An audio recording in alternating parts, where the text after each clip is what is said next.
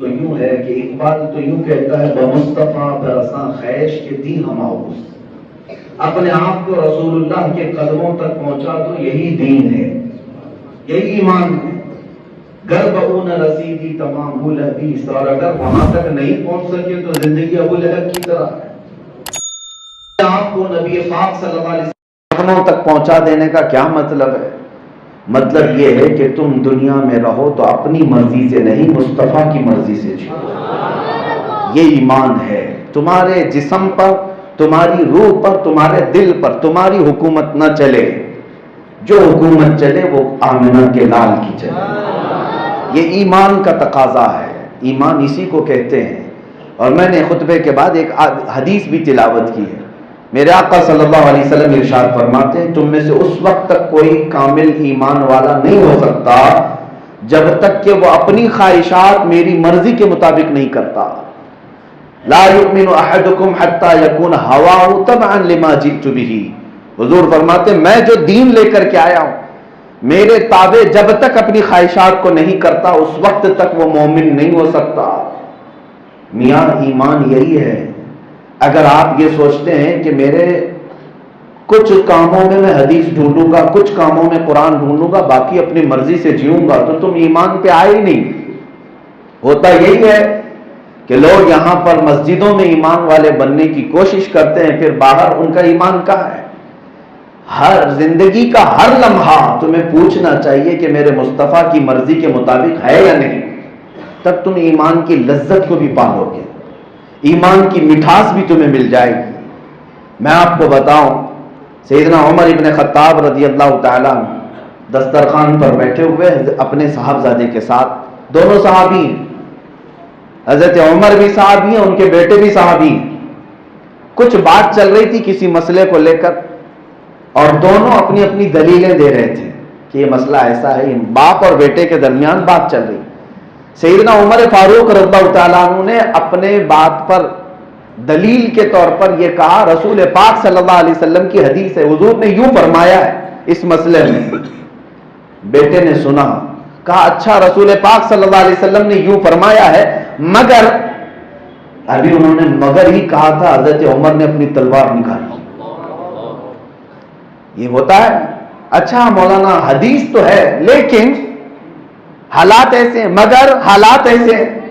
حضرت عمر کے بیٹے نے ابھی مگر ہی کہا تھا، حضرت عمر نے تلوار نکال لی، کہا رسول پاک صلی اللہ علیہ وسلم کے فرمان کے بعد کوئی مگر کہتا ہے تو عمر کی چھت کے نیچے اس کے لیے کوئی جگہ نہیں ہے۔ ایمان یہ ہے جو میرے آقا صلی اللہ تعالیٰ علیہ وسلم کی زبان فیض ترجمان سے نکلا، وہ ہماری گردنوں پر ہے، ہمارے دلوں پر ہے، ہماری زندگی پر اس کا راج ہے۔ تب جا کر کے ایمان کمپلیٹ ہوتا ہے۔ اپنے آپ کو حوالے کرو میرے مصطفیٰ کے، نبی پاک صلی اللہ تعالیٰ علیہ وسلم کی مرضی کے مطابق۔ کیا تم کبھی آ کر کے یہ پوچھتے ہو کسی امام سے کہ میری شادی ہونے والی ہے، حضور پاک کی مرضی کے مطابق میں شادی کرنا چاہتا ہوں؟ کیا کبھی یہ سوال کرتے ہو کہ نبی پاک صلی اللہ تعالیٰ علیہ وسلم کے گھر بھی بچے ہوئے، میرے گھر بچہ ہوا ہے تو حضور کو کیسا پسند ہے، میں ویسی تربیت کرنا چاہتا ہوں؟ نہیں، مسئلے تو علماء سے صرف طلاق کے ہی پوچھنے آتے ہیں۔ ہاں، مسئلے تو صرف علماء سے یہی تو، بیوی کو ایسا کر دیا، بیوی کو ایسا کر دیا، پھر پراپرٹی میں جھگڑے ہو گئے تو پھر آ گئے۔ میرے عزیزو، تمہاری زندگی کا پل پل جس کو عشق ہو اپنے نبی سے، وہ ڈھونڈ ڈھونڈ کر کے جائے گا کہ میرے آقا کی مرضی کے مطابق مجھے جینا ہے۔ جس نے یہ عزم کر لیا زندگی میں کہ مجھے جینا ہے میرے مصطفیٰ کی مرضی کے مطابق، وہ تلاش کر کر کے جائے گا۔ میں تمہیں بتاؤں، ایک بڑے بزرگ ہیں امام احمد بن حنبل یا حضرت ابو یوسف، دو میں سے کوئی، وہ کلنگر تربوز کلنگڑا کھانے کو چاہتے بھی تھے، ان کو شوق بھی تھا، اور رسول پاک صلی اللہ تعالیٰ علیہ وسلم کے متعلق سنا بھی تھا کہ حضور نے بھی کھایا ہے، سنت ہے میرے آقا کی، لیکن زندگی بھر اس کو دیکھتے تھے، کھا نہیں پاتے تھے۔ شاگردوں نے پوچھا کہ حضور آپ کو پتا ہے سنت بھی ہے یہ کلنگڑ کھانا، اور آپ کو بھی شوق ہے، کھاتے کیوں نہیں؟ فرماتے ہیں اب تک میں وہ طریقہ ڈھونڈ رہا ہوں کہ حضور نے کتنے ٹکڑے کر کے کھائے۔ وہ طریقہ مجھے چاہیے کہ کھایا تو ہے میرے مصطفیٰ نے، لیکن کتنے ٹکڑے کر کے. جس کو حضور سے عشق ہو، محبت ہو، اس کا ایمان یہی ہے کہ وہ اپنے نبی کے مطابق اپنی زندگی کو گزارتا ہے. اپنے آپ کو حوالے کرو. حدیث یہی ہے. حدیث کا پوری زندگی کو میں لا کر اس حدیث میں جمع کرنا چاہتا ہوں. جب تک ہم اپنی خواہشات کو، اپنی تمام تمناؤں کو نبی پاک کے حوالے نہیں کرتے، ایمان کی مٹھاس نہیں پاؤ گے، ایمان کی لذتیں نہیں پاؤ گے. داڑیاں بڑھا لو، ٹوپیاں بڑی بڑی پہن لو، سفید کپڑے خوب لگا لو، لیکن تمہاری طبیعت اگر حضور کی حدیث کو نہیں ماننا چاہتی تو کوئی ایمان ہے ہی نہیں، کوئی ایمان نہیں ہے. یہاں تک کہ بات یہ ہونی چاہیے. میں نے دیکھا ہے مصر کی سرزمین پر آج کیا حالات، ان کے حالات بہت سارے خراب بھی ہیں کیونکہ یورپ ان پر حکومت کر کے گیا ہے، فرانس وغیرہ، ان کے حالات خراب ہے، فیشنیبل بھی ہیں. لیکن ایک اچھی چیز میں نے دیکھا ہے، مصری لوگ، ایجپشن لوگ جب جھگڑا کرتے رہتے ہیں، بہت مرتبہ دیکھا، دو لوگ جھگڑا کرتے ہیں، قریب ہوتا ہے کہ ہاتھا پائی کی نوبت ہے، چیختے رہتے ہیں ایک دوسرے پر، تیسرا آدمی بیچ میں آتا ہے، کہتا ہے صلو علی النبی، نبی پاک صلی اللہ علیہ وسلم پر درود پڑھو. دونوں ہاتھ پیر چھوڑ دیتے ہیں اور حضور پر درود پڑھنے لگتے ہیں. کتنا بھی سخت جھگڑا ہو، میں نے دیکھا ہے. ہاں ہوتا یہ ہے کہ درود پڑھتے ہیں، تھوڑی دیر کے بعد پھر جھگڑتے ہیں اور تیسرا آدمی پھر کہتا ہے صلو علی النبی. یہاں تک کہ جب تک جھگڑا ختم نہیں ہوتا وہ تیسرا آدمی بار بار درود پڑھاتا ہے، جھگڑا ختم ہو ہی جاتا ہے. میں نے یہ چیز کو کئی مرتبہ دیکھا. میرے عزیزو، یہ اس بات کا تقاضا ہے کہ جھگڑا اپنی جگہ پر نام مصطفیٰ کا مقام اپنی جگہ. جب رسول پاک کا نام آ جائے اپنی ساری خواہشات ختم کرو، اپنی ساری مرضی چھوڑ دو. نفس کچھ بھی چاہتا ہو لیکن میرے مصطفیٰ کا نام آئے تو ادب آ جائے. یہ ایمان کا تقاضا ہے، ایمان کا تقاضا. کچھ لوگوں کی بخشش صرف اس بات پر ہوئی ہے کہ انہوں نے اذان سن کر کے اپنے کام چھوڑ دیے تھے. صرف اس بنیاد پر ان کی بخشش ہو گئی کہ جب اذان میں اللہ اس کے رسول کا نام آ رہا تھا، انہوں نے ادب کے ساتھ اپنے کام کاج چھوڑ دی، اپنی مرضی نہیں چلائی. ایک بزرگ کے متعلق پڑھا تھا، وہ لوہے کا کام کرتے تھے. لوہے کو آگ میں تپایا جاتا ہے اور جب لوہا لال ہو جائے آگ میں، تب ہتھوڑا اٹھا کر اس کو پیٹ پیٹ کر کے اس کو نقش دیا جاتا ہے. اور لوہار جانتا ہے تھوڑا سا بھی اگر وہ لوہا ٹھنڈا ہوا تو پھر نقش نہیں بنے گا. گرم تپایا ہوا لوہا جب ہتھوڑا اٹھا کر وہ مارتے، ابھی کندھے تک ہتھوڑا اٹھائے ہوئے ہیں، اذان کی آواز آئی، ہتھوڑا پیچھے ہی پھینک دیتے. پھر کہتے اس کے بعد میری مرضی نہیں، اب اللہ اس کے رسول کا نام آ گیا. اپنے حلال کاموں کو جب وہ چھوڑ دیتے تھے، میرے عزیزو، لوہے کا کام کر کے کما کر کھانا حلال ہی تو تھا، حلال کام کو چھوڑ دیتے تو پھر جب نبی پاک کا نام آ جائے تو حرام کاموں سے کیوں نہیں بچ سکتے. ایمان کا تقاضا تو یہی ہے. جو حضور کی محبت کا دعویٰ کرتے ہیں انہیں چاہیے کہ میں انہیں مصطفیٰ کے نام کا واسطہ دیتا ہوں. آؤ حضور پاک صلی اللہ علیہ وسلم کو جو چیز پسند نہیں اسے چھوڑ دو. حضور پاک صلی اللہ تعالیٰ علیہ وسلم کی مرضی کے مطابق جتنا ہو سکے اپنے آپ کو حوالے کر دو، نبی کے حوالے کر دو. پھر اپنی زندگیوں کا لطف تو دیکھو، مزے تو دیکھو. سیدنا ابو بکر صدیق رضی اللہ تعالیٰ عنہ کے دربار میں چلتے ہیں. ایمان کسے کہتے ہیں؟ ایمان دیکھیں، ایمان کی حلاوت. کبھی ایسا ہوتا ہے نا ہماری زندگیوں میں بھی معاملات ایسے آ جاتے ہیں. میں آپ کو بتاؤں، کبھی ایسا آئے تو سمجھ لینا کہ تمہارا امتحان چل رہا ہے، جھگڑا چل رہا ہے تمہارے بھائی کے ساتھ پراپرٹی کو لے کر، جائیداد کو لے کر، تمہاری بہنوں کا تمہارا معاملہ چل رہا ہے. آپ لوگوں کے مشورے سے، بلکہ اپنے ایمان کا تقاضا یہ تھا کہ آپ کسی عالم کے پاس گئے، مفتی کے پاس گئے، مسئلہ پوچھا. اس عالم دین نے یا مفتی شرع نے اپنے پیٹ سے نہیں، اللہ کے رسول کی حدیث سے تمہیں بتایا تمہارا یہ ہے، تمہارا یہ ہے. بات ہو گئی. کس کی بات آئی؟ مولوی کی نہیں، مصطفیٰ کریم کی بات آئی. اب تمہارا امتحان ہے. تم نے اگر وہاں پر یہ کہا ایسا کیسے ہو سکتا ہے، اس کو اتنا مل جائے مجھے اتنا، تمہارا ایمان نہیں ہے. تم مولوی کی بات مت سمجھو، یہ مولوی کی بات نہیں، وہ نقل کر رہا ہے تاجدار مدینہ کی بات. اگر اطمینان نہیں ہے تو چیک کر لو حدیث کو جا کر کے کیا یہ صحیح ہے، اور اگر حضور کا فرمان مل گیا ہاتھ پیر چھوڑ دو، اب اپنی خواہشات کو ختم کرو، یہی ایمان ہے۔ کئی جگہ زندگیوں میں ایسے معاملات آتے ہیں، تمہارے سامنے اگر حدیث آ گئی، میرے عزیزو یہ سب ہمارے تمہاری باتیں تو چھوڑو، امام اعظم ابو حنیفہ رضی اللہ تعالیٰ سراج الامہ، جن کا مقام یہ ہے کہ جہاں وہ دفن ہے 4000 ختم قرآن کیا انہوں نے، 5 لاکھ سے زیادہ حدیثیں انہیں یاد تھی، 1000 سے زیادہ محدث شاگرد پیدا کیے، 80,000 سے زیادہ مسئلے حل کر کے دیے پوری امت کو، بڑا احسان ہے، بڑے امام ہیں۔ نیکیوں کا حال یہ ہے کہ کئی سالوں تک تو عشاء کے وضو سے فجر کی نماز ادا کرتے، سب کچھ ہے اپنی جگہ پر، لیکن جانتے ہو اپنے شاگردوں سے کیا کہتے ہیں؟ ابو حنیفہ کی لکھی ہوئی کتابیں ہیں یا میرے بتائے ہوئے مسئلے ہیں، قرآن و حدیث سے ہی ہیں، قرآن و حدیث سے ہی ہیں، لیکن اگر میرے بتائے ہوئے مسئلے کے خلاف رسول اللہ کی کوئی حدیث آ گئی تو شاگردوں کو وصیت کیا، کہا رسول کا فرمان لے لینا، ابو حنیفہ کے مسئلے کو دیوار پہ مار دینا، میری بات کو دیوار پہ مار دینا، حضور کی حدیث کو پکڑ لینا۔ یہ ایمان ہے، یہ نہیں میں جو بولوں اسی پہ چلتے رہنا، میں جو کہوں وہی شریعت ہے، نہیں، میری بات کے بعد اگر کہیں سے بھی رسول پاک کی حدیث تمہیں اس کے الگ ملے، حضور کی بات کو لے لینا، میری بات کو چھوڑ دینا۔ ہمارے اسلاف نے ایمان ہمیں یہ سکھایا ہے۔ وہی میں بات عرض کر رہا تھا حضرت ابوبکر صدیق کی، آؤ امتحان کیسا ہوتا ہے۔ حدیبیہ کے موقع پر حضور پاک صلی اللہ علیہ وسلم 6 ہجری میں 1400 صحابہ کو لے کر عمرہ کے لیے جا رہے ہیں، سب احرام پہنے ہوئے ہیں، لیکن مکہ والے 35 کلومیٹر دور ہی حضور کو اور صحابہ کو روک دی، کیا ہم آپ کو مکہ میں داخل ہونے نہیں دیں گے، نہ عمرہ کرنے دیں گے، نہ طواف کرنے دیں گے، کچھ نہیں۔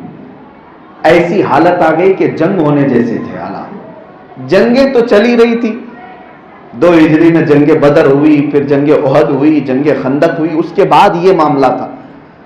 بڑی بڑی جنگیں مکہ والے اور مدینے والوں کے بیچ ہو چکی تھی۔ 6 ہجری کو حضور عمرہ کے لیے جا رہے تو مکہ والے خار کھائے ہوئے تھے، روک دیا، راستہ روک دیا۔ اب حالت ایسی کہ سارے صحابہ احرام میں عمرہ کے لیے آئے، حضور پاک صلی اللہ تعالیٰ علیہ وسلم نے حالات کی نزاکت کو دیکھا اور مکہ والوں کو بلا کر کے کہا چلو ہم صلح کرتے ہیں، جنگ نہیں کرنا چاہتے، اللہ کے گھر آئے تھے، صلح کرتے ہیں۔ مکہ والے تیار ہو گئے کہ صلح کر لیں گے، جنگ نہیں ہوگی، لیکن کن باتوں پہ صلح ہو رہی تھی؟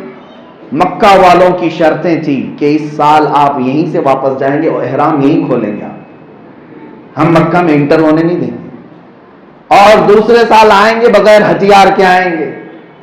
پھر کئی شرطیں ایسی تھیں ان کی کہ ہمارے جو مدینے میں ساتھی لوگ ہیں آپ ان سے چھیڑ چھاڑ نہیں کریں گے، اور پھر اگر ہمارا کوئی آدمی بھاگ کر مکہ سے مدینے آئے گا تو ہمیں واپس کر کے بھیجیں گے، اور مدینے سے کوئی آئے گا تو ہم واپس نہیں کریں گے، ہم اپنے پاس رکھ لیں گے۔ یہ زور زبردستی کی شرطیں تھی، سب رسول اللہ مان رہے تھے، حضور پاک صلی اللہ علیہ وسلم نے سب کو مان لیا، ٹھیک ہے یہ بھی ٹھیک ہے، یہ بھی ٹھیک ہے، یہاں تک کہ صلح نامہ جو لکھا جا رہا تھا اس پہ سب سے پہلے ورڈ تھا من محمد رسول اللہ الی رؤساء قریش، محمد رسول اللہ کی طرف سے قریش کے سرداروں کے بیچ یہ ایگریمنٹ ہے۔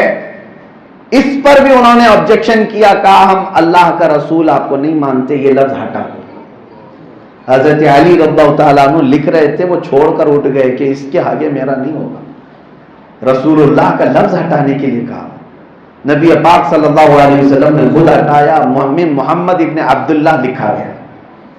یہ سب حالات امتحان، حضور پاک صلی اللہ علیہ وسلم کر رہے ہیں، صلح کر رہے ہیں، بظاہر ایسا لگ رہا ہے کہ جھک کر کے مان رہے ہیں، دب کر کے مان رہے ہیں۔ اس میں سب سے زیادہ بے چینی اور بے قراری سیدنا عمر ابن خطاب کو تھی۔ سارے صحابہ خاموش تھے، حضرت عمر آئے، پوچھنے لگے یا رسول اللہ کیا ہم حق پر نہیں ہیں؟ حضور نے فرمایا عمر کیوں نہیں، ہم حق پر ہیں، کہا پھر آپ جنگ کی اجازت دیجیے، ابھی ان مکہ والوں کو ان کی اوقات بتاتے ہیں. ہم 313 تھے تب ان پر بھاری تھے، آج ہم 1400 کی تعداد میں. رسول پاک صلی اللہ علیہ وسلم نے فرمایا عمر میری آنکھیں جو دیکھ رہی وہ تم نہیں دیکھ سکتے، آج جنگ کا ماحول نہیں ہے.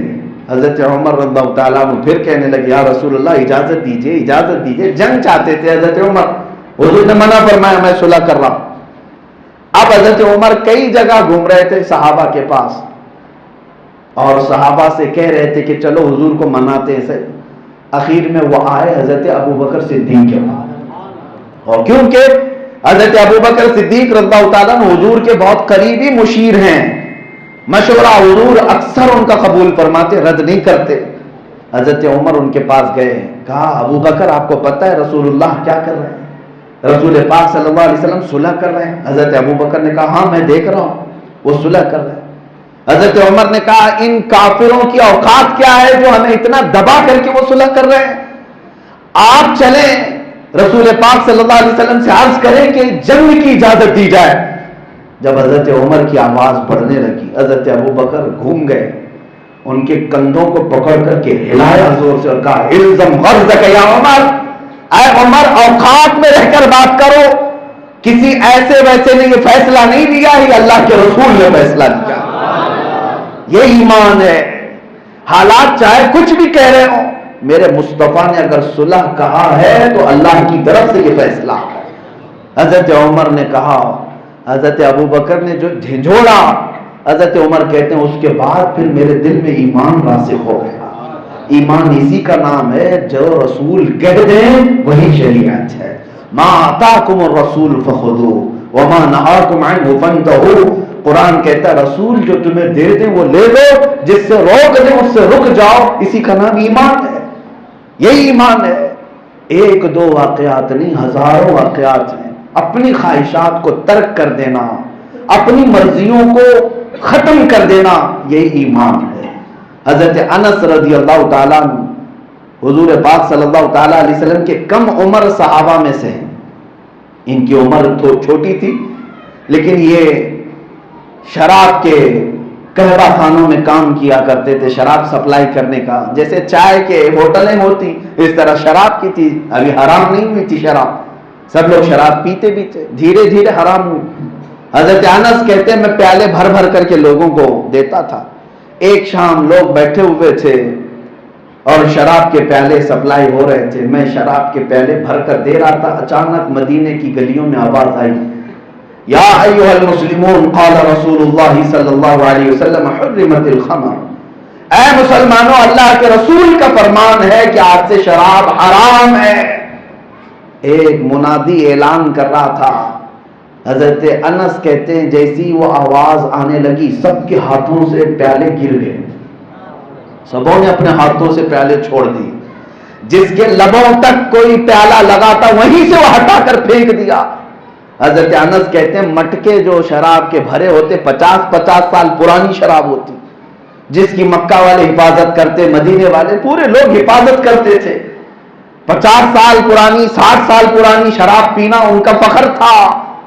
مٹکے یوں توڑے جا رہے تھے، یوں توڑے جا رہے تھے. حضرت انس کہتے ہیں اس دن میں نے دیکھا مدینے کی ساری نلیاں سارے گٹر صرف شراب سے بہ رہے تھے. سبوں نے گھر سے لا لا کر کے پھینک دیا. کیوں؟ اس لیے کہ رسول اللہ کا فرمان. اب اس کے بعد ہماری مرضی نہیں، ہماری خواہشات نہیں، ہمارے اپنی تمام تمنائیں نہیں. اسی کا نام ایمان ہے کہ جب میرے آقا کا فرمان آ گیا اپنی خواہشات. دیکھو وہ صحابہ کس کی بات پر، کس کی بات پر؟ کوئی منادی اعلان کر رہا ہے نا، اعلان کر رہا ہے. وہ یہ تو سوچتے اچھا انہوں یہ اعلان کر رہے ہیں گلی میں، آج کا آج پی لیں گے، جا کر حضور سے بات کریں گے، بعد میں چھوڑ دیں گے، توبہ کر لیں گے. حضور سے جا کر کے ملاقات کر کے معلوم کر لیں گے مسئلہ کیا ہے، اس کے بعد چھوڑ دیں گے. نہیں، میرے آقا کا فرمان آ گیا، اگر مگر صحابہ نہیں کرتے تھے. یہی ان کے ایمان کا خاصہ تھا. اور قرآن نے اسی کی تعریف میں بیان کیا کہ جب ان کو کوئی حکم آتا تو وہ اگر مگر نہیں کرتے تھے. عزیزان گرامی وقار، اسی طرح کی ایک بات، قبلہ جب تبدیل ہوا تھا، جانتے ہیں آپ نبی پاک صلی اللہ تعالی علیہ وسلم ظہر کی نماز پڑھا رہے تھے، صحابہ ظہر کی نماز پڑھا رہے تھے. پہلے ہمارا قبلہ بیت المقدس تھا. مدینے میں کعبہ اس طرف ہے تو بیت المقدس اپوزٹ، دونوں اپوزٹ سائڈ میں. حضور صلی اللہ علیہ وسلم بیت المقدس کی طرف منہ کر کے نماز پڑھا رہے تھے. 2 رکعتیں ہو گئی. حضور کے دل میں ایک خیال آیا، کاش ہمارا قبلہ کعبہ ہوتا تو اچھا ہوتا. حضور کا دل میں خیال آ رہا تھا اور حضور آسمان کی طرف منہ اٹھا رہے تھے. 2 رکعتیں ہوئی، اسی میں جبرائیل امین آیت لے کر آئے، قد نرى تقلب وجهك في السماء فلنولينك قبلة ترضاها. اللہ فرماتا ہے اے محبوب، ہم آپ کا آسمان کی طرف چہرہ اٹھانا دیکھ رہے ہیں، ان قریب آپ کو اس قبلے کی طرف پھیر دیں گے جس میں آپ کی خوشی ہے. پھر دوسری آیت اسی وقت نازل ہوئی، فول وجهك شطر المسجد الحرام. دیر کس بات کی محبوب، ابھی آپ اپنا چہرہ مسجد حرام کی طرف، آپ کی مرضی ہے، آپ کی تمنا، آپ کی خواہش ہے. ابھی یہ نہیں کہ اثر سے، یہ نہیں کہ کل سے، یہ نہیں کہ اگلے سال سے. 2 رکعتیں ہوئی، 4 رکعت والی ظہر میں، 2 رکعت کے بعد تیسری رکعت میں میرے محبوب ابھی آپ چہرہ پھیر لیں. اب اندازہ کریں، محبوب کی رضا کے لیے مولا تاخیر نہیں کرتا. اسی کو تو اعلیٰ حضرت نے فرمایا، دو عالم کی خدا کی رضا چاہتے ہیں دو عالم، خدا کی رضا چاہتے ہیں دو عالم، اور خدا چاہتا ہے رضا محمد، خدا چاہتا ہے رضا محمد. حضور پاک صلی اللہ علیہ وسلم فوراً پھر گئے. میں آپ کو مسئلہ بتاتا ہوں، میں نماز پڑھا رہا ہوں، پیچھے آپ کی صفیں لگی ہیں. اگر قبلہ ادھر ہونے کا مسئلہ آیا، جیسے اگر پھر گیا تو مقتدی تو سب میرے سامنے ہوئے. امام اس طرف پھر گیا ہے مقتدیوں کی طرف، اب ہمارے پیچھے کوئی نہیں، مقتدی تو سب سامنے ہو گئے. لیکن وہ اہل دل صحابہ کیسے ایمان والے تھے. جب نبی پاک صلی اللہ تعالی علیہ وسلم پھر گئے قبلے سے اس طرف، صحابہ خود ہی ہٹتے ہٹتے حضور کے پیچھے آ گئے. نبی پاک صلی اللہ علیہ وسلم آگے چلے گئے. کسی ایک نے بھی پوچھا نہیں کہ یہ کیا ہو رہا ہے اچانک. کیا ہم میں اور تم میں کوئی امام ادھر ادھر کر سکتا ہے؟ صحابہ کا ایمان یہی تو تھا کہ رسول جو کرے وہی شریعت ہے. چل کر کے میرے آقا آگے آئے، صحابہ بدلتے ہوئے پیچھے آ کر صفیں لگا لی اور 2 رکعت اس طرف منہ پھیر کر کے نماز پڑھی میرے آقا نے. وہ نماز خراب نہیں ہوئی. صحابہ ادھر سے ادھر آئے، چلے پھرے، لیکن نماز کسی کی ٹوٹی نہیں. کیوں؟ میرے مصطفیٰ کی اطاعت میں رہنا ہی عبادت. اب نماز کمپلیٹ ہونے کے بعد پھر صحابہ کی نظریں اٹھی میرے آقا کی طرف. ہوا کیا ہے؟ اس وقت تک ان میں سے کوئی نہیں پوچھتا تھا کہ کیوں ایسا ہو رہا ہے، کیوں؟ ایمان کا تقاضا یہی ہے، حضور فرما دے تو اس کے بعد اگر مگر نہیں. صحابہ دیکھنے لگے میرے آقا کی طرف ملتجی نظروں سے. رسول پاک صلی اللہ علیہ وسلم نے مسکرا کر فرمایا اپنے غلاموں سے، میرے صحابہ، میرے دل کی تمنا تھی اور اللہ نے آیت نازل کی اور اسی نماز میں ہمارا قبلہ بدل دیا گیا. سبوں نے الحمدللہ کہا. جبکہ اتنا اس وقت واویلا مچاتے یہودی اور عیسائی، برسوں سے کئی انبیاء کرام کا قبلہ بیت المقدس تھا، ان کا قبلہ بدل گیا. اور حضور کا فرمان دیکھیں، حضور کی مرضی کے لیے خانہ کعبہ ہمارا قبلہ بدلا، لیکن قیامت تک آ کر کے اب کوئی ایسا پیدا نہیں ہوگا جو اب ہمارے قبلے کو بدل سکے. قیامت تک آنے والے مسلمانوں کا قبلہ خانہ کعبہ ہی رہے گا، کیونکہ میرے مصطفیٰ کی مرضی کے لیے بنایا ہے. عزیزان گرامی، اب جو یہ واقعہ میں نے چھیڑا اس کی وجہ کیا ہے میں بتاتا ہوں. وہ جو موجود تھے صحابہ وہ تو بدل لیے، حضور پاک صلی اللہ علیہ وسلم کے پیچھے آ گئے اور نبی پاک اپنا چہرہ بدل لیے دوسری طرف کی. یہاں سے نماز پڑھ کر کے صحابہ گئے، باہر مدینہ طیبہ میں جا رہے تھے اور ایک جگہ سے صحابہ کا گزر ہو رہا تھا، وہاں دوسرے صحابہ جماعت سے نماز پڑھ رہے تھے، ان کی بھی نماز چل رہی تھی. اور یہ گزرنے والے جو صحابہ تھے یہ حضور کے پیچھے پڑھ کر آئے تھے. تو گزرتے گزرتے ان صحابہ میں سے کسی نے پکار کر کہا نمازیوں سے کہ اے نمازیوں، ظہر سے آج سے ہمارا قبلہ بدل چکا. حضور پاک پر آیت نازل ہوئی ہے ہمارا قبلہ بیت المقدس نہیں خانہ کعبہ ہے. نبی پاک صلی اللہ تعالی علیہ وسلم نے نہیں، ان کے ایک صحابی نے اعلان کیا اور وہاں جو موجود صحابہ تھے سب کے سب اسی وقت اپنے آپ کو پھیر لی. کیوں؟ نماز کی حالت میں بھی اگر فرمان رسول آیا تو اطاعت کرنا ہر مسلمان پر فرض ہے. کیونکہ قرآن کی آیت ہے استجیبوا للہ وللرسول اذا دعاکم، جب تمہیں بلایا جائے اللہ اور اس کے رسول کی طرف سے فوراً حاضر ہو جاؤ، فوراً حاضر ہو جاؤ. اس لیے میرے عزیزو، آج نفس ہمیں بہت ساری چیزوں کو کرنے سے روکتا ہے. تم ایک طرف اپنے نفس اور اپنی خواہشات کو رکھو، ایک طرف اپنی تمناؤں کو رکھو اور ایک طرف گنبد خضرا کے مکی کو رکھو، اور اس کے بعد دیکھو مجھے ادھر جانا چاہیے ادھر جانا چاہیے. نفس امارہ کی طرف بھاگتا ہوں تو سوائے گناہوں کی لذت کے اور کچھ میرے ہاتھ نہیں آنا ہے. یہ نفس مجھے جس عمیق غار میں ڈال رہا ہے، جس گڑھے میں ڈال رہا ہے، وہ سب کو پتا ہے گناہوں کی لذت کیا ہے.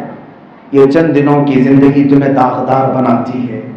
تمہارے کیے ہوئے اپنے کالے کرتوت پوری زندگی بھر تمہیں زخم دیتے رہتے ہیں، مرنے تک تمہیں پریشان کریں گے، بلکہ قبر میں جانے کے بعد اور حشر میں بھی یہ داغ پریشان کرتے ہی رہتے ہیں. اسی لیے اعلیٰ حضرت نے کیا فرمایا، آج لے ان کی پناہ، آج مدد مانگ ان سے، کل نہ مانیں گے قیامت میں اگر مان گیا. آج تمہارے پاس جوانی ہے، طاقت ہے، قوت ہے، اور اللہ نے جو تمہیں لائف اور جو زندگی دی ہے. میں اکثر اپنی تقریروں میں کہتا ہوں نوجوان گمراہ ہو جاتے ہیں اور کہتے ہیں کہ ہماری لائف ہمیں انجوائے کرنے دیا جائے، ہم اپنی مرضی کے مطابق جئیں گے، پیسہ ہمارا ہے، طاقت ہماری ہے، مال وقت ہمارا ہے.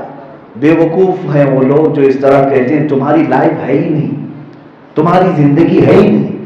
مرشد گرامی حضور تاج الشریعہ رحمۃ اللہ علیہ فرماتے ہیں زندگی یہ نہیں ہے کسی کی کسی کے لیے، زندگی ہے نبی کی نبی کے لیے.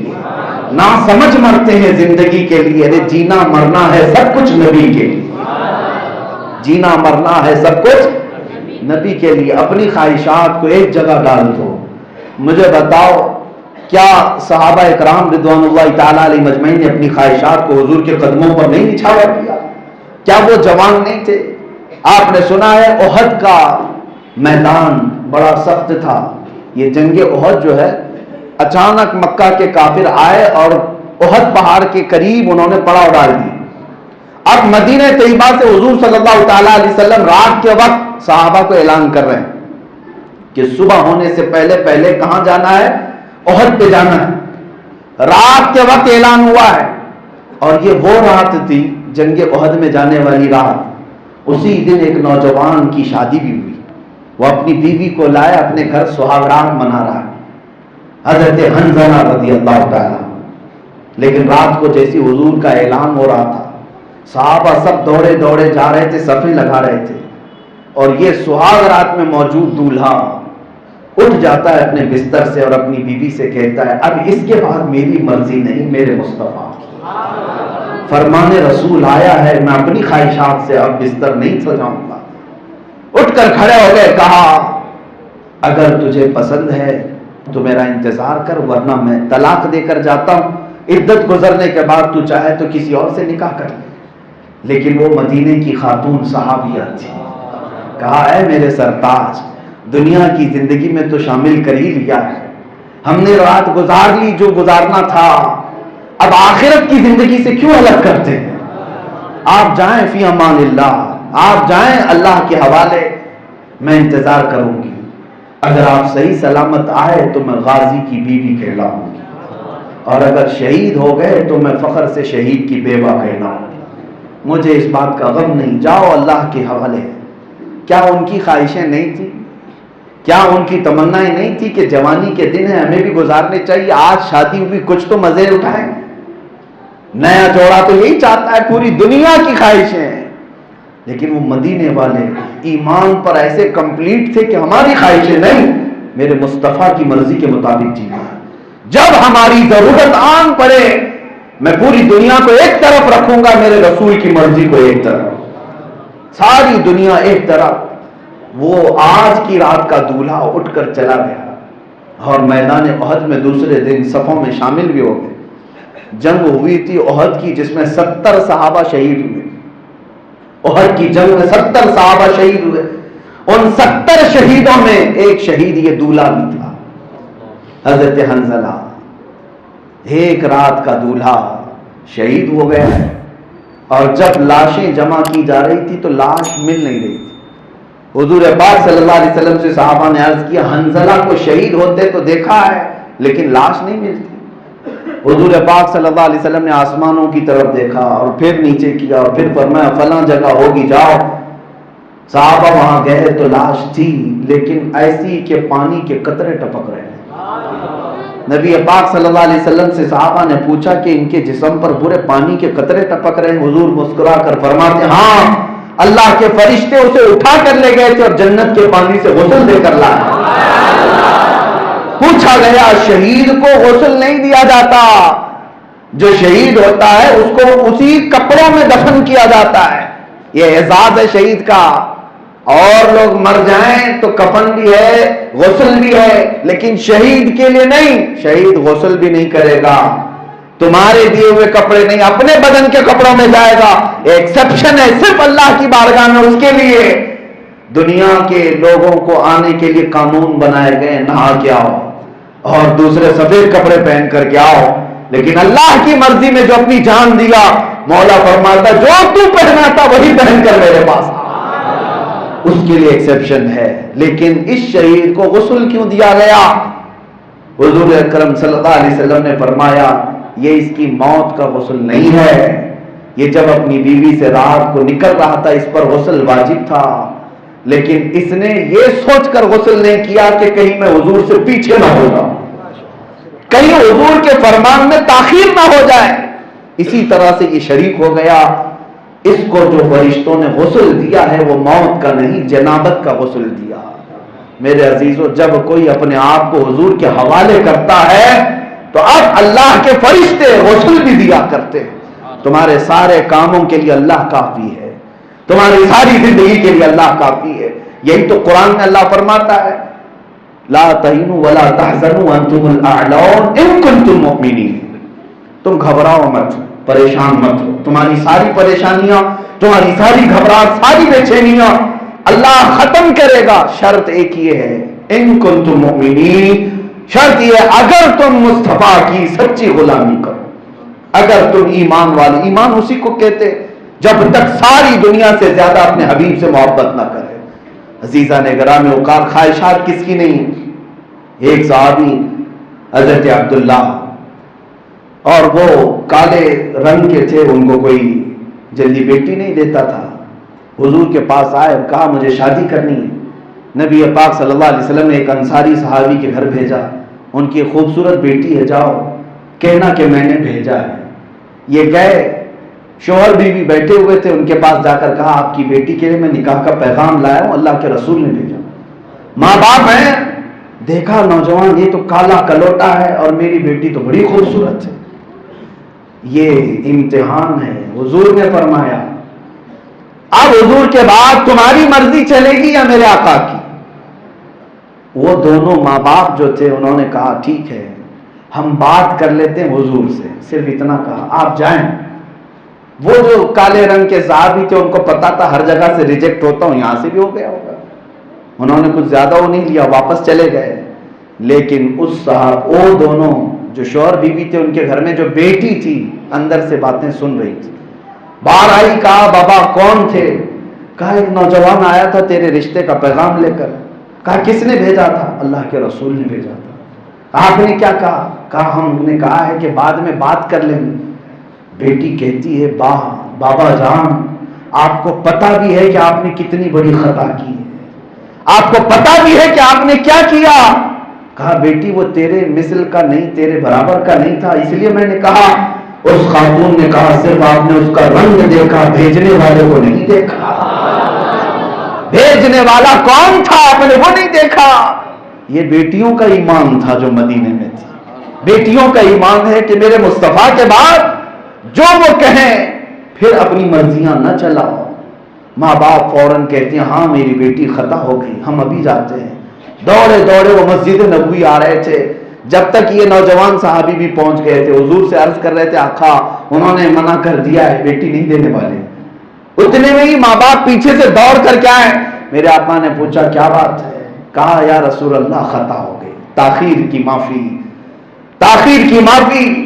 ہم اپنی بیٹی اس نوجوان کو دینے کے لیے تیار ہیں, آپ کا حکم ہے, اس کے بعد کوئی ہماری طرف سے چو چیرا نہیں ہے. نبی پاک صلی اللہ علیہ وسلم نے فرمایا پھر لاؤ اس بیٹی کو لاؤ. مسجد نبوی میں اسی دن نکاح. ایک کالے رنگ کے جوان صحابی اور نہایت خوبصورت لڑکی ہے. حالانکہ خود حضور نے فرمایا ہے کہ کفو ہو برابری ہو, لیکن یہاں صحابہ کا امتحان بھی ہے کہ اپنی مرضی یا پھر رسول کی مرضی. نکاح تو ہوا لیکن وہ یہی جنگ کا اعلان تھا اس دن. نبی پاک صلی اللہ تعالی علیہ وسلم نے اس صحابی کو جن کی آج شادی ہونے والی اپنی طرف سے کچھ مال دیا. حضرت عثمان سے کہا کہ ان کی شادی کا سامان لانے کے لیے پیسے دے دو. ان کو پیسے دیے گئے. وہ آج بازار میں جا کر کے سامان خریدنے والے ہیں, دولہے کی اچھی چیزیں خریدیں, آج شادی ہونے والی ہے. لیکن جیسے ہی مدینے میں جنگ کا بغل بجا, جہاد پر جانے کا حکم ہوا, یہی وہ صحابی ہیں جو اپنی شادی کا سامان لینے کی بجائے تلوار خرید رہے ہیں, ڈھال خرید رہے ہیں, گھوڑا خرید رہے ہیں, ساری چیزیں خرید کر پورے پیسے ختم کر دی. زرہ خریدی. زرہ جو لوہے کا لباس ہوتا ہے, کبھی انہوں نے نہیں پہنا تھا زندگی میں, وہ شوق تھا ان کو, پیسہ نہیں تھا. آج پیسہ آیا سب خرید لیا, 1 روپیہ بھی نہیں بچا ہے. جس کی شادی ہونی ہے وہ یہ تو سوچتا جنگ میں جا کے آؤں گا, پیسے بچا کر کے بعد میں آ کر سارا سامان خرید لوں گا. نہیں, ساتھ لگا دیا, بعد کا پھر دیکھا جائے.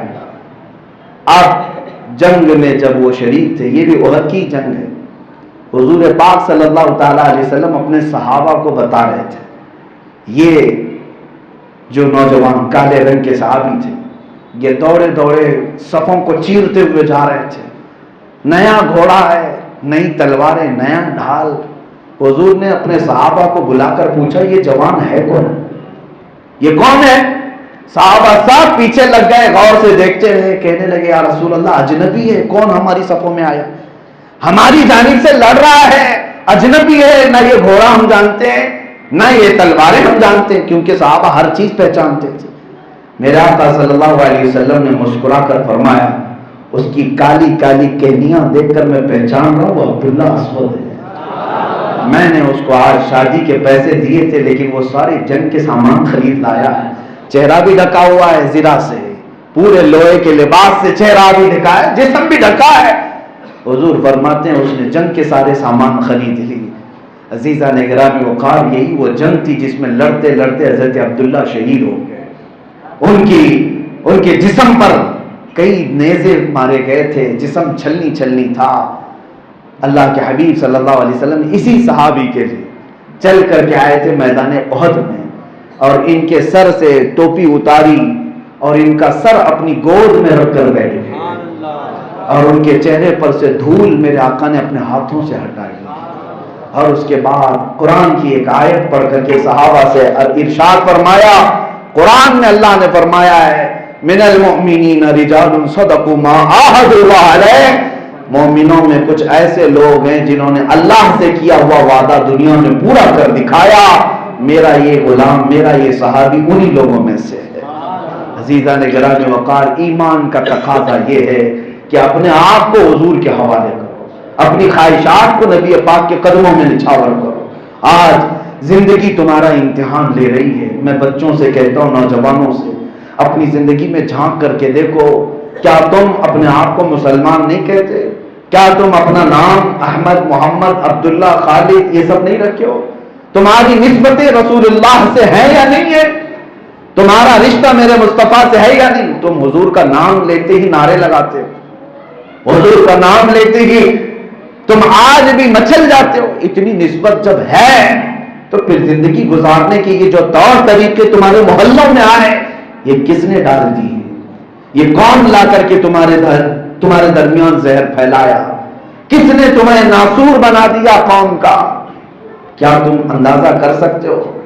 مجھے بڑی تکلیف ہوتی ہے جب یہ سنتا ہوں کہ ہمارے محلے میں نشہ بکتا ہے, ہمارے محلوں میں نشہ کیا بھی جاتا ہے, کرایا بھی جاتا ہے, اور نشہ کے لیے نوجوان مرتے بھی ہیں, لڑتے بھی ہیں, ایک دوسرے کو مارتے بھی ہیں. یہ تمام چیزیں کہاں سے آئی؟ یہ وحشی پن کیا میرے مصطفیٰ کے غلاموں میں آنا ہے؟ میں تمہیں بتاتا ہوں، سنو نبی پاک صلی اللہ تعالیٰ علیہ وسلم کی کیفیت کیا ہے۔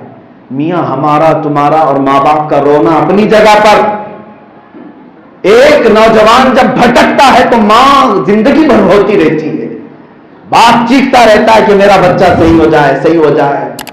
نشہ میں جب ایڈکٹ ہوتا ہے بچہ تو ماں باپ کی زندگی تو اجیرن ہوتی، لیکن تمہیں پتا ہے نشہ بہت دور کی بات، میرے آقا فرماتے ہیں تمہارے کسی کے تلوے میں کانٹا بھی چبھے تو اس کا درد مجھے ہوتا ہے۔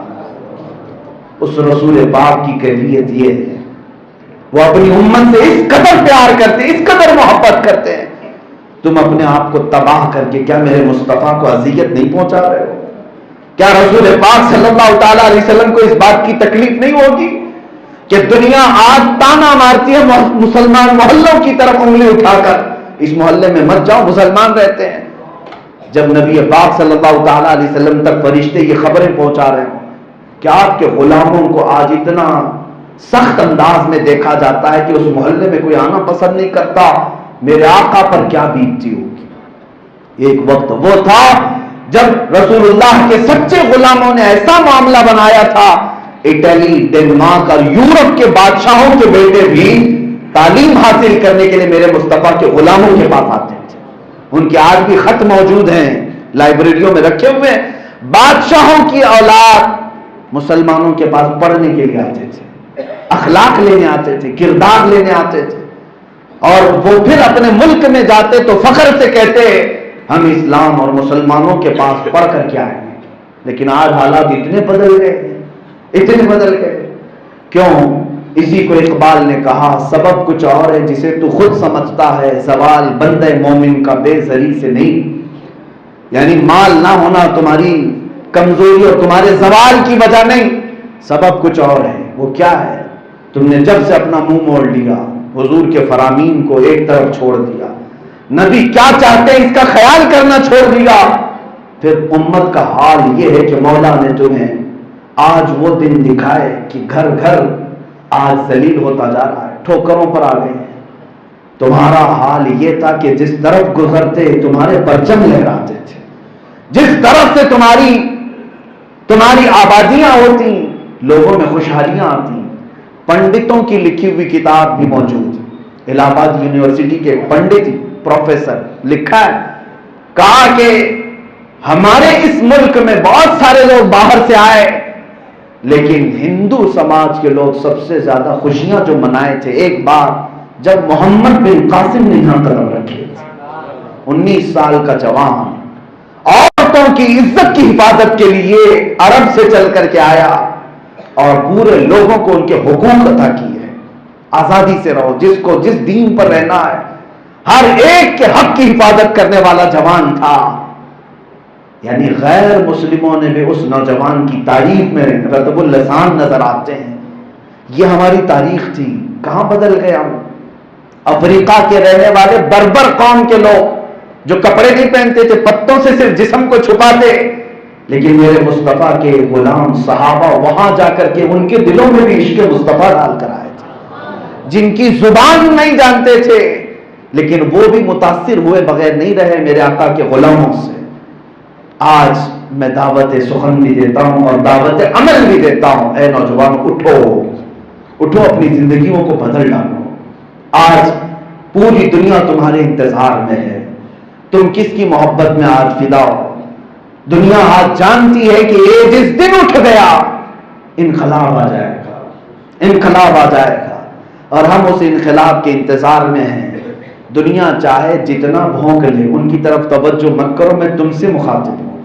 ان سے کیسے مخاطب ہونا وہ ہمیں معلوم ہے، ان ظالموں کو ان کی اوقات یاد دلانا ہمیں آتا ہے، لیکن ہمیں ہمارے گھر کی خبر لینا ہے۔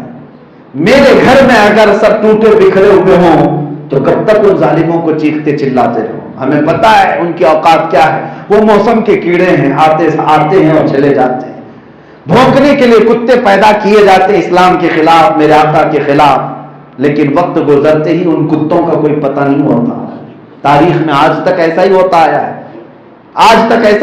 ہے، ان کا کوئی نام و نشان بھی نہیں رہتا، چلے جاتے ہیں۔ دیکھا نہیں ابھی 2 سال پہلے لکھنؤ کا وہ ایک رافضی کتا اپنا دین بدلا، اپنا نام بدلا، اپنا گھر بدلا، اور سوچا کہ میرے ایک بدلنے سے پورے مسلمانوں میں کھلبلی مچ جائے گی۔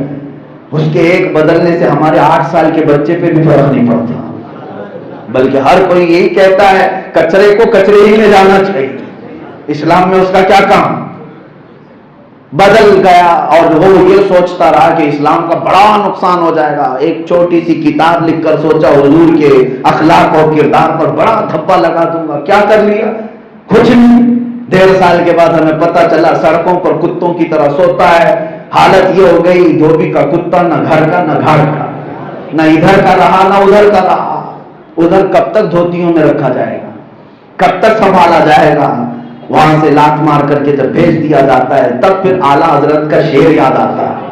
اعلیٰ حضرت نے بہت پہلے فرمایا تھا، یا رسول اللہ جو تیرے در سے یار پھرتے ہیں در بدر یوں ہی خار پھرتے ہیں۔ حضور سے جو منہ موڑ کر پھرتا ہے ہر جگہ دلیل و خار ہو کر پھرتا ہے۔ ہمیں پتہ ہے ان کی اوقات کیا ہے۔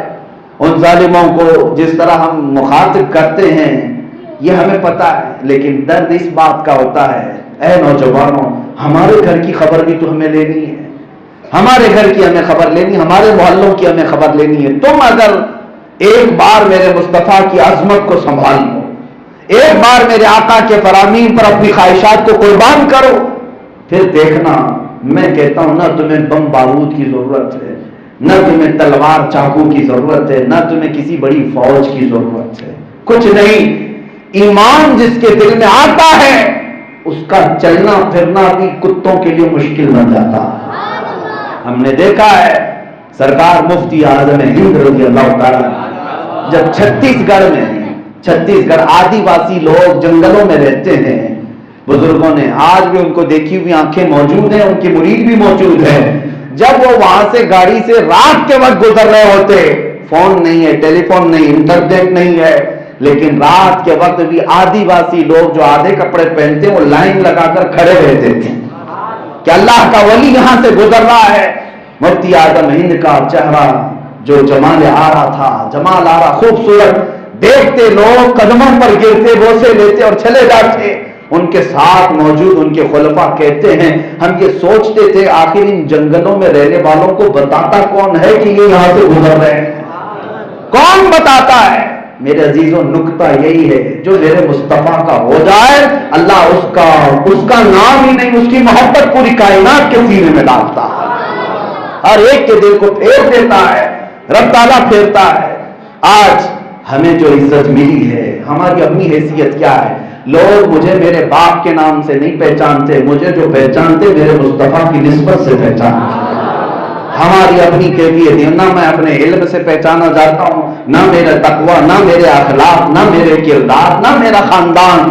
مجھے دنیا پہچانتی ہے تو صرف اتنا ہی ہے جو میں دعا بھی کرتا ہوں، یا رسول اللہ سگے طیبہ سب کہہ کے پکارے بے دم، مجھے سارے لوگ طیبہ کا مدینے کا کتا کہہ کر پکارے، میری دعا یہی ہے، میں یہی عرض کرتا ہوں یہی رکھیو میری پہچان مدینے والے، یہی رکھیو میری پہچان مدینے والے۔ اور پھر ہم نے دیکھا ہے اس نسبت سے جس کا تعارف ہوتا ہے پھر دنیا کو پتہ چل جاتا ہے یہ 100-200 کی نوٹوں سے خریدی ہوئی عزت نہیں ہوتی، یہ میرے مصطفیٰ کے قدموں سے آنے والی عزت ہے۔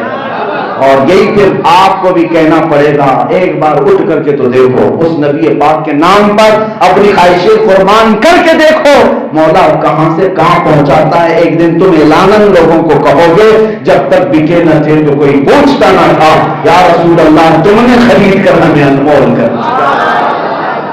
حضور پر ایک بار بک جاؤ اور پھر انمول بن جاؤ، انمول بن جاؤ، دنیا تمہارے ارد گرد مولا لگا دے گا۔ عزتیں جب دنیا میں یہ ہیں تو پھر قیامت کا حال کیا ہوگا؟ دیکھنی ہے حشر میں عزت رسول اللہ کی۔ آؤ اخیر میں ایک جملہ عرض کروں گا کہ اب میں نے جو کہا اپنی خواہشیں قربان کرو حضور کی طرف، رسول کریم صلی اللہ علیہ وسلم کی محبت تمہارے سینوں میں کیسے آئے، کیسے آئے گی اور ابھی کتنی ہے کیسے پتہ چلے؟ یہ پتہ چلانے کا ایک آلہ بھی ہے، تھرمامیٹر ہے۔ لوگ ابھی میں پوچھوں تو دونوں ہاتھ بھی اٹھا دیں، ہاں ہم بھی حضور پر فدا ہونے کو تیار ہیں، مرنے کو تیار ہیں، جان دینے کو تیار ہیں۔ سب چیزیں تمہاری وقتی طور پر نہیں ہونی چاہیے کہ یہاں سے اعلان ہوا ابھی ہاں ہم بھی تیار ہیں، ہم بھی تیار ہیں. وہ تو تیاری ایک لاٹھی کے بعد الگ انداز سے ہو جاتی ہے. لیکن جو طریقہ ہے محبت مصطفیٰ کے سینوں میں موجود ہونے کی پہچان کا، امام غزالی رحمۃ اللہ علیہ فرماتے ہیں دیکھو لوگوں کی فطرت ہے، جس سے آدمی جتنی محبت کرتا ہے دن میں اس کا ذکر بار بار کرتا ہے، بار بار کرتا ہے. جس کا دل میں گھر بن جاتا ہے اس کو بار بار یاد بھی کرتا ہے، بار بار اس کا لوگوں میں ذکر بھی کرتا ہے. یہ پریکٹیکلی بات آپ دیکھ لیں، تصور سمایا رہتا ہے. محبت کا تقاضا یہی ہے جب تم سے پوچھا جائے تو محبوب کا ذکر کرنے لگ جاؤ. عزیزان گرامی، اب آپ اپنی زندگی میں دیکھو دن بھر کتنی مرتبہ حضور کو یاد کرتے ہو، کتنی مرتبہ لوگوں کے سامنے میرے آقا کا ذکر کرتے ہو. امام غزالی سے پوچھا گیا تو کیا طریقہ ہے؟ کہا سب سے زیادہ حضور پر درود پڑھنا شروع کرو. بیٹھتے اٹھتے کھڑے ہوتے انتظار کی گھڑیوں میں کہیں پر بھی ہو حضور پر درود پڑھتے رہو، پڑھتے رہو. جب زبان پر زیادہ ذکر آنے لگے گا تو دل میں محبت سما جائے گی، اور پھر اس کے بعد عمل کا بھی مقام آتا ہے، عمل میں بھی وہ آ جائے گا. میرے عزیزوں، میں ایک مرتبہ ہمارے استاد سے سنا تھا کہ محبت کے لیے ایک پیر صاحب کے پاس ایک مرید آیا بیعت ہونے کے لیے. کہا میں آپ سے مرید ہونا چاہتا ہوں. انہوں نے کہا بہت محبت ہونی چاہیے جس سے تو بیعت کر رہا ہے. دیہات کا رہنے والا تھا، گاؤں کا رہنے والا، اکھڑ دماغ. کہا کیسی محبت ہونی چاہیے بتائیے. جانور پالتا تھا. پیر صاحب نے ایک بھینس دے دی اس کو. کہا جا اس کی پرورش کر اور بہت محبت کر اس سے، اس کو کھلانا پلانا نہلانا سلانا سب کرنا اس کے ساتھ، اچھی سے اچھی اس کی خاطر تواضع کر. لے کے گیا، 8 دن تک اس کی خوب نگرانی کرتا رہا. دیہات کا رہنے والا آیا، پوچھا پیر صاحب نے کیا حال ہے؟ کہا بہت اچھا ہوں. بھینس کا کیا حال ہے؟ وہ بھی بہت اچھی ہے. اس کی تعریف شروع کر دی. اتنی پیاری ہے، بیٹھتی ہے تو ایسے بیٹھتی ہے، کھڑی ہوتی ہے تو ایسے کھڑی ہوتی ہے. بھلا بھینس کی بھی کوئی تعریف کرتا ہے؟ لیکن محبت ہو جائے تو بھینس کی بھی کرتا ہے. بزرگ نے کہا جا اور 8 دن اور 10 دن اس کی خوب نگرانی کر. آیا 8-10 دن کے بعد انہوں نے پوچھا کیا حال ہے؟ کہا میں بھی اچھا ہوں، میری بھینس بھی اچھی ہے. کھانا کھائے؟ ہاں میں بھی کھایا، میری بھینس بھی کھائی. نہا بھی لیا، میں بھی نہایا ہوں، میری بھینس بھی نہائی. ہر بات میں اپنی بھینس کا بھی ذکر ہے. یعنی جو اس سے سوال کیا جائے ساتھ میں بھینس کا بھی. محبت بڑھتی گئی. بزرگ نے کہا جا اور اس کی تربیت کر اور نگرانی کر اور اچھے سے اس کی دیکھ بھال کر. غالباً 30-40 دن گزر گئے. پھر آیا، حضرت نے پوچھا کیا حال ہے؟ کہا میری بھینس بہت اچھی ہے. تم کھانا کھائے؟ کہا میری بھینس تو کھا چکی. پوچھا اس کے لیے جا رہا ہے، جواب میں بھینس کا ذکر آ رہا ہے. یہ کوئی لطیفہ نہیں، بلا تشبیہ بلا تمثیل. اس بزرگ نے فرمایا بیٹا انسانوں کی محبت کا تقاضا یہی ہے، جب محبت اعلیٰ درجے کو پہنچتی ہے تو وہ اپنے آپ کو بھول جاتا ہے، صرف اپنے محبوب کا ذکر کرتا ہے. یہ محبت کا تقاضا ہے. ایسا گما دے ان کی بلا میں خدا ہمیں، اعلیٰ حضرت فرماتے ہیں ایسا گما دے ان کی بلا میں خدا ہمیں، ڈھونڈا کرے پر اپنی خبر کو خبر نہ ہو. یہ محبت کا تقاضا ہے. اسی لیے تو اعلیٰ حضرت امام اہل سنت فاضل بریلوی ایک کامل عاشق رسول تھے. جب کوئی شخص ان کے پاس آیا اور ایک گلاب کا تحفہ ان کی بارگاہ میں پیش کیا، آپ نے دیکھا اور کہا یہ صبح کھلتا ہے شام میں مرجھا جاتا ہے، میں جس گلاب سے محبت کرتا ہوں وہ کبھی نہیں مرجھاتا. اور پھر گنگنانے لگ گئے اللہ سرتا و قدم ہے تنے سلطان زمن پھول، لب پھول دہن پھول زخم پھول بدن پھول، واللہ جو مل جائے میرے گل کا پسینہ، مانگے نہ کبھی عطر نہ پھر چاہے دلہن پھول. کیا بات رضا اس چمنستان کرم کی، زہرا ہے کہیں جس میں حسین و حسن پھول.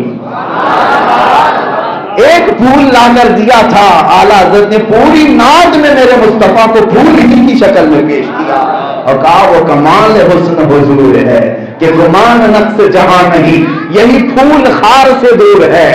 ہر پھول میں کانٹے ہوتے ہیں لیکن میرے مصطفیٰ کو اعلیٰ حضرت کہتے ہیں یہ ایک ہی پھول ایسا ہے جس میں کوئی کانٹا نہیں ہے، اور دنیا میں جتنی شمع لگاؤ، جتنی بھی چراغ لگاؤ، دھواں تو آنا ہی ہے، لیکن میری شمع ایسی ہے، اعلیٰ حضرت فرماتے یہی پھول خار سے دور ہے، یہی شمع ہے کہ دھواں نہیں۔ حضور اکرم صلی اللہ تعالیٰ علیہ وسلم کی محبت میں وہ فنا تھے، اس لیے کثرت سے جب کبھی کوئی ذکر کرتا تو میرے آقا کا ذکر شروع کرتے تھے۔ کوئی صاحب آئے تھے اور کہا تھا ہمارے بڑے سیٹ صاحب ہیں، ان کی شان میں کچھ لکھ دیجئے تاکہ وہ ہمیں کچھ پیسے دے دیں گے۔ اعلیٰ حضرت بڑے شاعر تھے، تو آنے والے صاحب تو پہچانتے نہیں تھے شاید اعلیٰ حضرت کو، عام شاعروں کی طرح سمجھے ہوں گے، اس لیے شاید کہہ دیا۔ اعلیٰ حضرت نے قلم اٹھایا اور پوری نعت لکھ دی، اور اس کے بعد اخیر میں کہنے لگے کرو مدح اہل دول رضا، پڑے اس بلا میں میری بلا، دنیا والوں کی تعریف کرنے لگ جاؤں میں اس بلا میں پڑ جاؤں، میں گدا ہوں اپنے کریم کا، میں گدا ہوں اپنے کریم کا، میرا دین پار ہے نہ نہیں، وہ کمال حسن حضور ہے کہ گمان نقص جہاں نہیں۔ دنیا والے پوچھتے رہے لیکن اعلیٰ حضرت نے اپنے قلم کو کبھی کسی دنیا دار کے لیے میلا نہیں کیا۔ جب بندہ عاشق صادق ہوتا ہے، اپنے آپ کو فنا کرتا ہے، تب اس کی زبان سے ایسے کلمات بھی نکلتے ہیں۔ اسی لیے اے جوانوں، اے لوگوں، آج سے یہ اپنا وسیلہ بنا لو، بیٹھتے اٹھتے میرے مصطفیٰ کو پکارنے لگ جاؤ، بیٹھتے اٹھتے یا رسول اللہ کی کثرت کرنے لگو، پھر دن وہ آ جائے گا جب تمہاری زبانیں بند ہونے لگے گی لیکن دھڑکن دھڑکن میرے مصطفیٰ کو پکارتی رہے گی، میرے آقا صلی اللہ علیہ وسلم کی محبت رچ بس جائے گی۔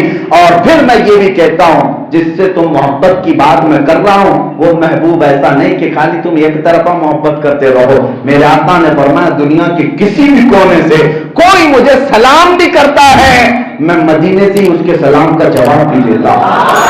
اتنا ہی نہیں، کہیں بیٹھ کر کے کوئی تنہائی میں درود پڑتا ہے، میرے آقا فرماتے ہیں میں اس کو بھی پہچانتا ہوں، اس کے باپ کو بھی پہچانتا ہوں۔ یہ دنیا کی مجازی محبت اور عشق کی طرح نہیں، تم یہاں بیٹھ کر کسی لیلا سے محبت کرو، پتہ نہیں لیلا کو پتہ بھی چلتا ہے کہ نہیں چلتا، تم کتنی محبت کر رہے ہو اسے کوئی غرض نہیں، لیکن مدینے کے تاجدار سے جو محبت کرتا ہے میرے آقا اس کو بھی پہچانتے ہیں اور اس کے باپ کو بھی پہچانتے ہیں۔